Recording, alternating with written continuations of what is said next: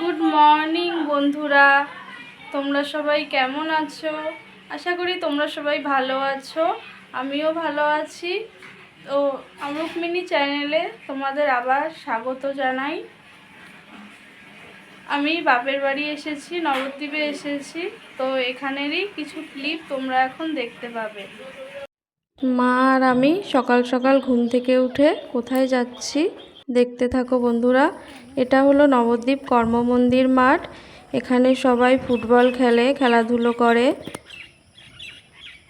ওই দূরে দেখতে পাচ্ছ বন্ধুরা, ওটা হলো নবদ্বীপ মহাশ্মশান। ওখানে মৃতদেহ সৎকার হয়। এটা নবদ্বীপ মহাশ্মশান ঘাট। সকালবেলার দৃশ্যটা কতটা সুন্দর। এই যে হলঘরটা দেখতে পাচ্ছ, এই হলঘরটায় মৃতদেহগুলো এনে রাখা হয়, পরে সৎকার হয়। এটা হলো নবদ্বীপ দণ্ডপাণিতলা ঘাট। সকালবেলার দৃশ্যটা যে কতটা সুন্দর লাগছিল বন্ধুরা। সূর্যের কিরণটা গঙ্গার জলে পড়েছে, তো গঙ্গার জলটা একদম চকচক করছিল। গঙ্গায় স্নান করছে অনেকে সকাল সকাল।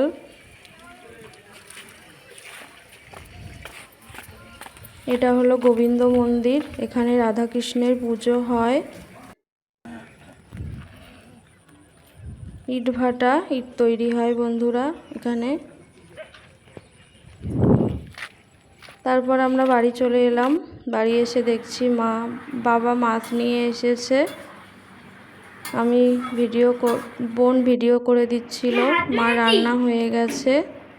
মা রান্না করেছে শুক্তো, টক ডাল, কচুর শাক আর সর্ষে ইলিশ। তারপর আমরা সন্ধ্যের দিকে বাড়ির দিকে রওনা দিলাম। যেহেতু ছেলের স্কুল আছে তার জন্য আর থাকা হলো না। তো সন্ধ্যেবেলায় আমরা নৌকোয় এসে পড়েছি নবদ্বীপ। এটা খেয়াঘাট।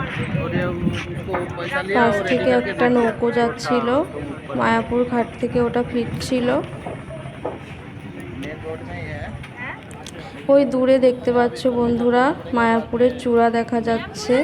তো রাত্রেবেলা তো ভিডিওটা অতটা ভালো বোঝা যাচ্ছে না, তাও যতটা পারলাম। বন্ধুরা আর ভিডিওটা কন্টিনিউ করতে পারিনি। বাড়ি আসার সময় একটু প্রাকৃতিক দুর্যোগের কারণে রাস্তায় আটকে পড়েছিলাম।